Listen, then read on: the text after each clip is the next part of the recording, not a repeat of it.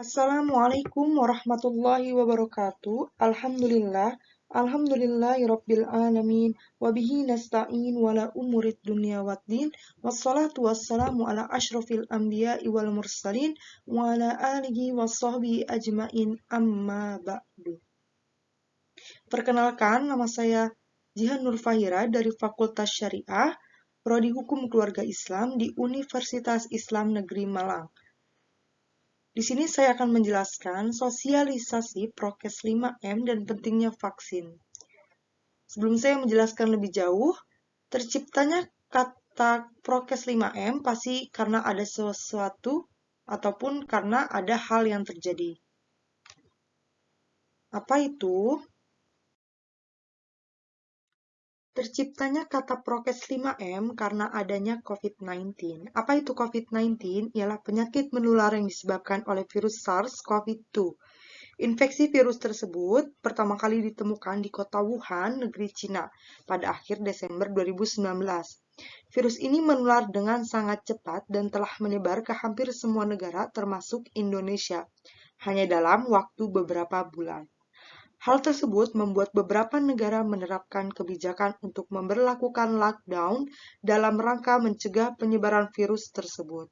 Di Indonesia sendiri, pemerintahan menerapkan kebijakan pemberlakuan pembatasan kegiatan masyarakat atau yang disebut dengan PPKM untuk menekan penyebaran virus ini. Coronavirus adalah kumpulan virus yang bisa menginfeksi sistem pernapasan. Pada banyak kasus, virus ini hanya menyebabkan infeksi pernapasan ringan seperti flu. Namun, virus ini juga bisa menyebabkan infeksi pernapasan berat seperti infeksi pada paru-paru. Virus ini menular melalui percikan dahak atau yang disebut dengan droplet dari saluran pernafasan. Misalnya, ketika berada di ruang tertutup yang ramai dengan sirkulasi udara yang kurang baik atau kontak langsung dengan droplet. Masing-masing atau setiap orang memiliki respon yang berbeda terhadap COVID-19. Sebagian besar orang yang terpapar virus ini akan mengalami gejala ringan hingga sedang dan akan pulih tanpa perlu dirawat di rumah sakit. Gejala yang paling umum ialah demam, batuk kering, dan kelelahan. Adapun gejala yang sedikit tidak umum ialah rasa tidak nyaman dan nyeri, nyeri tenggorokan, diare, mata merah, sakit kepala, hilangnya indera perasa atau penciuman, ruang pada kulit, atau perubahan warna pada jari tangan atau jari kaki. Tentunya menghilangkan virus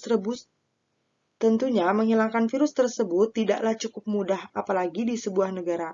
Oleh karena itu, negara Indonesia berusaha untuk mencegah penularan dan penyebaran pada virus tersebut dengan cara mematuhi prokes 5M, yaitu dengan memakai masker, mencuci tangan, menjauhi kerumunan, menjaga jarak, dan mengurangi mobilitas. Di poin pertama, saya akan menjelaskan apa sih pentingnya memakai masker. Sangat penting memakai masker saat beraktivitas bersama orang lain, terutama di luar rumah. Bukan sekedar cara mencegah diri terinfeksi COVID-19, tetapi juga bentuk kepedulian pada orang-orang di sekitar kita. Tentunya, kita semua memiliki orang tua, saudara, keluarga di rumah, kawan, kolega, sahabat, dan orang-orang terkasih di sekitar kita. Jika kita abai memakai masker dengan benar, dapat membawa resiko bagi mereka. Memakai masker ada dua bentuk ataupun dua cara. Yang pertama ada masker kain. Masker ini terbuat dari kain yang dijahit secara rapat, namun Anda tetap bisa bernafas dengan lega. Saat memilih masker kain, pastikan mengarahkan masker ke cahaya. Jika cahaya berhasil tembus melalui kain, itu artinya masker tersebut kurang aman. Masker kain cocok digunakan di dalam dan luar ruangan untuk perlindungan ekstra. Anda bisa mencoba cara memakai masker kain dan masker sekali pakai secara bersamaan. Jadi, kalau ingin memakai masker kain, usahakan untuk double masker. Berikutnya adalah masker sekali pakai. Dalam memilih masker sekali pakai, hindari memakai masker yang terlalu longgar. Anda juga tidak boleh memiliki masker ini jika sudah basah atau kotor. Meski kelihatannya mudah, cara memakai masker penutup hidung dan mulut tidak boleh sembarangan. Berikut adalah penjelasan memakai masker dengan benar. Yang pertama, pastikan bahwa ukuran masker pas dengan wajah Anda, tidak kebesaran ataupun kekecilan. Yang kedua, selalu cuci tangan dengan sabun atau menggunakan hand sanitizer sebelum menyentuh masker dan memasangnya. Yang ketiga, cari sisi luar masker. Jika masker Anda memiliki dua warna yang berbeda, umumnya adalah warna hijau dan putih. Sisi luar masker adalah yang berwarna hijau, jadi sisi putihlah yang menempel langsung pada kulit Anda, sedangkan lapisan hijau menghadap keluar. Yang keempat, tentukan sisi atas masker, biasanya ditandai dengan adanya garis kawat hidung. Yang kelima, setelah masker menempel aman di wajah, cubit bagian kawatnya untuk mengikuti lekuk hidung Anda agar masker lebih tertutup rapat. Yang keenam, panjangkan lipatan-lipatan masker ke bawah untuk menutup semua bagian yang harus ditutupi, yakni hidung, mulut, hingga dagu. Yang terakhir ialah setelah masker terpasang dengan benar, hindari menyentuh masker apalagi sebelum mencuci tangan.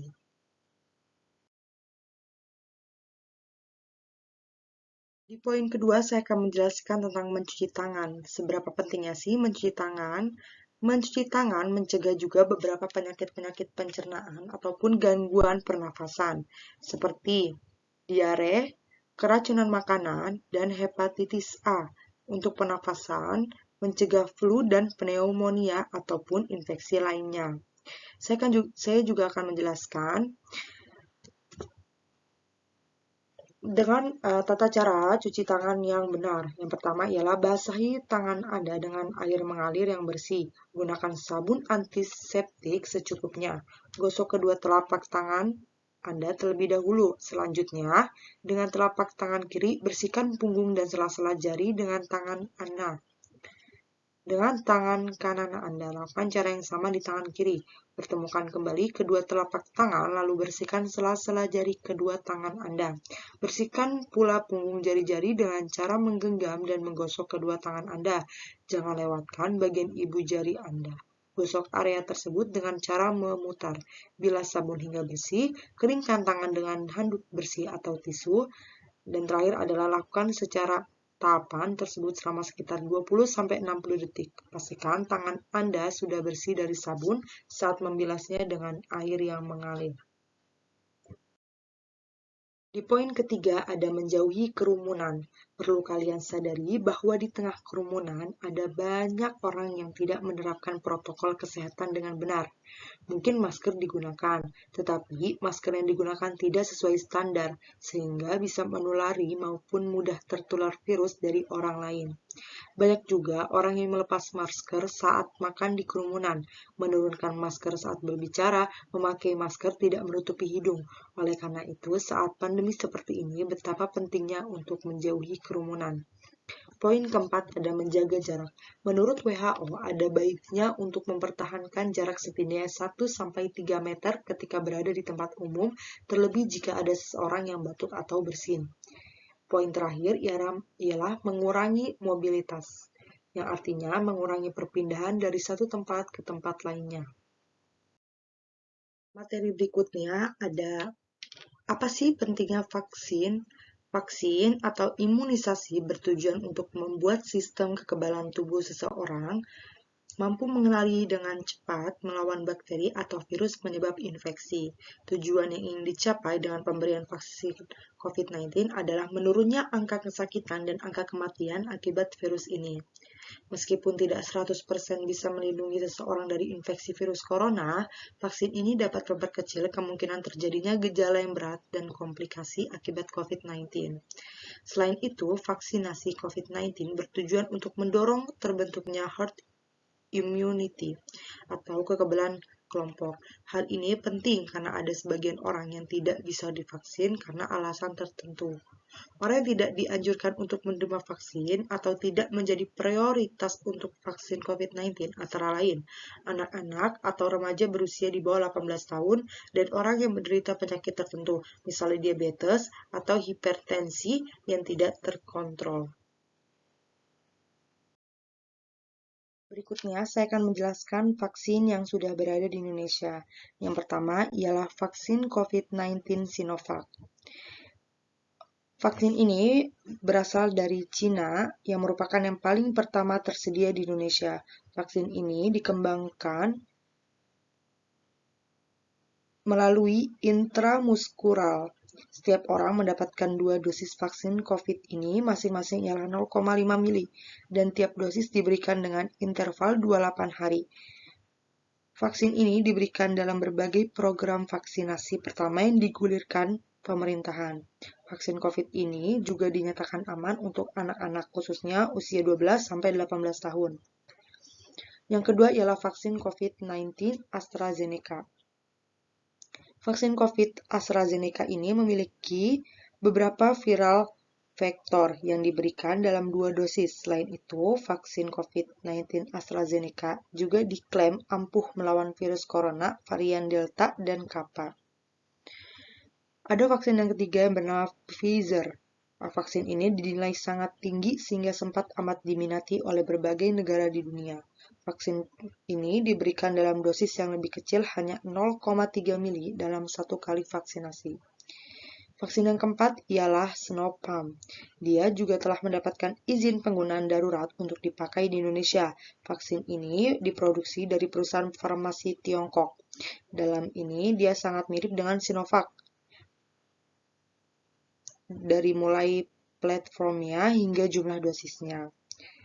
Dia juga dapat digunakan pada populasi usia 18 tahun ke atas. Vaksin ini diusulkan menjadi vaksin gotong royong alias bisa didapatkan dengan berbagai lewat jaringan kimia farma.